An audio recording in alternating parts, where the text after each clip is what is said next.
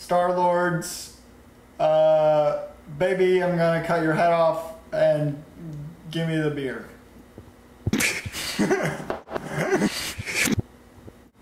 Hi, I'm Dash. And I'm Butter. And this is Pick Out the Jams. Today, we are reviewing... Wait, what's this album even called? Baby, I'm off drugs and I'm ready to murder you. Ready to murder you? You sure? Yeah, I think so, right? Wait, maybe it's marry you. Why would anybody want to get married? I don't know, they're off drugs. Why would you go off drugs, then marry someone? Unless, like, the drugs... Yeah, I guess. Why would you get off drugs? So, the sounds on this album are really diverse. There's, like, cats, dogs, there's male and female voices in various levels of just, like, tones, moaning, singing. There's clips that are, like, reversed, so it sounds like it's language, but it's, like, not really. And a ton of just, like, Casio keyboard, drum machine stuff. So it, like, really runs the gamut. It's kind of hard to, like, pin it down into what part of electronic music it is. Yeah, that's one of the things. It kind of draws from a lot of different subgenres of electronic music. Yeah. Which is kind of a pretty big umbrella term at this point when there are so many other things underneath it. But it just draws from so many different things, like anywhere from even more experimental, One O Tricks Point Never sounding kind of stuff. It just takes from so many different things, which is kind of one of the things I didn't like about it, is that there's too many... There's not a cohesive... Yeah, it's not really a cohesive album. That being said, there are a lot of really good songs on it. I just don't think it works as an album. I felt like it was a little bit floaty. Like, there wasn't a hard driving bass line right throughout a bunch of songs. It's not... we're not just, like, drilling 4/4 into you, like, everyone get on the dance floor. It's not that kind of album. But it's like more fun and accessible than, like, Aphex Twin, you know, something like that. Yeah, definitely. Aphex Twin is played out. Vacation on tape, which, I mean, it's in the right place, and, like, I get it.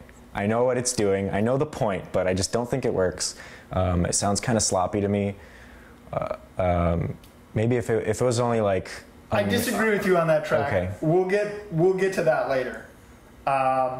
But the song you're talking about, it's, like, sandwiched in between a bunch of other more upbeat songs, right? And this is sort of feels a little bit listless. There's not really a strong melody. There's not a strong driving beat. And, like, the songs on either end of it are, you know, really catchy. Yeah, and they're more moody. I mean, Vacation on Tape is moody too, and like I said, I get it. I understand what it's supposed to be. I just think it's a little bit sloppy. Yeah. That's the only thing. And when you say moody, right, like, a lot of these are like, oh, sort of an atmospheric track. Vacations on Tape is moody like a 13-year-old's poetry right after their parents gets divorced. You know, it's like real... Yeah, the kind of vibe I got is like someone is home alone drunk after, like, a really fun night they had with their friends, but now they're at home alone on their keyboard just fiddling around. Being a little sad. Okay, so should we pick out the jams? Let's pick out the jams. My first pick is going to be No Text, No Call. It's a song that has a really punchy middle of just, like, a chord progression with, like, a little bit of reverb on it.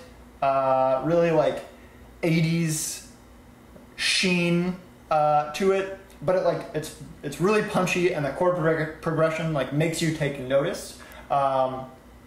Which I think for an album that, like, sort of drifts around a lot and is just sort of like oohs and ahs and cats meowing, at this point it was like, yeah, okay. My first pick is Bay HD. This is the third track in the album, and this is the first one that you know, really stands out. It's like the obvious pick, especially after following whatever the song before it is, Yeah. Bad Reception, which is track 3, right? Bay HD. Yeah, so it follows kind of a lazy song that sounds just like a really long intro to Bay HD. So, I mean, I guess it works in that sense. But Bay HD is really good. It has, the driving vocal sample that is more rhythmic, really contributes to the rhythm of the track. And this is definitely something that you could get down on the dance floor to. I picture this playing like at the end of a high school romantic comedy where the couple's at the dance and they realize they love each other and they kiss. If they still made high school romantic comedies, in 2014, this would be... If people were still in high school. Yeah. Bay HD, I think, is a clear choice for like the first single on this album. Yeah, definitely. If you were going to release the first single, this would be it. Yeah, I like the song. I like this track too. But if you Google Star Fox, it didn't make my list of picks because I think if you Google Star Fox, this will show up on the front page. And you're probably going to listen to it anyway. Which you should. Which you should, because it's great. It's a really fun song.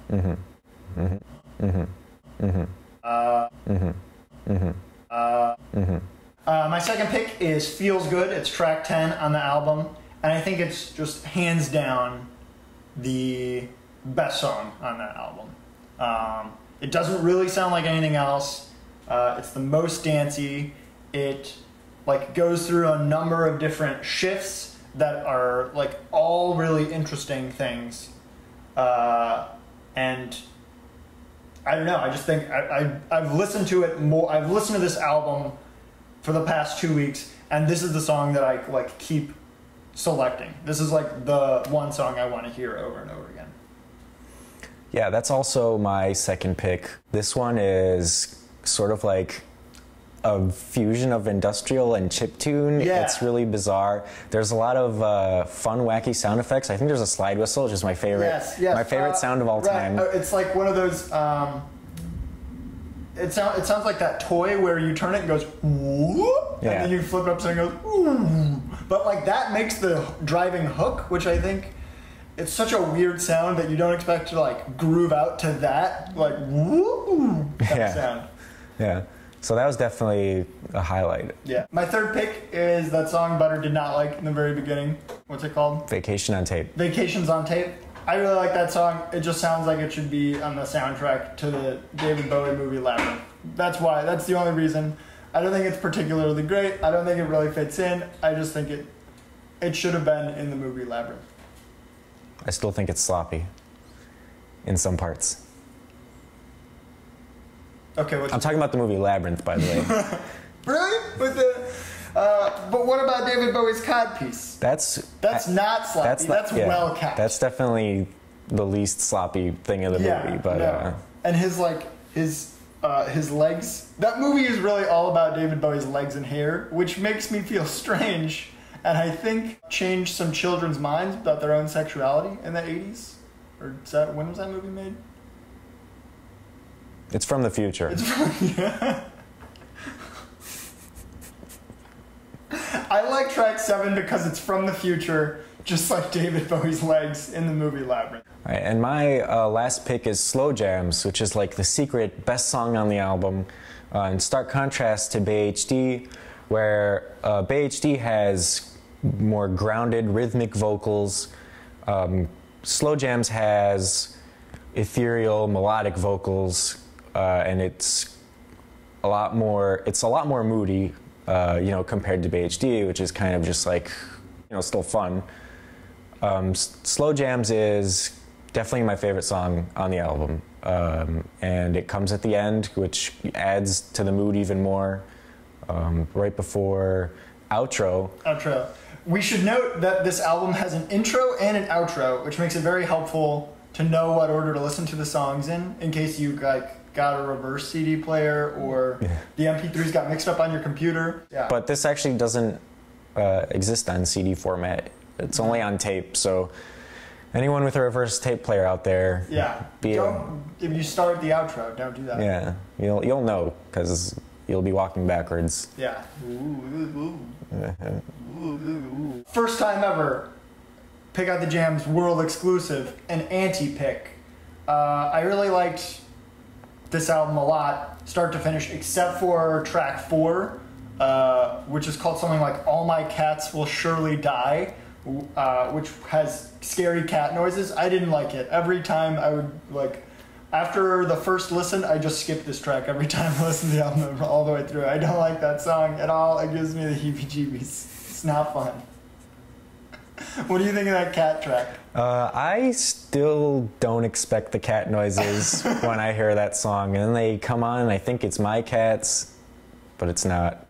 Moment of silence for the cats that will die.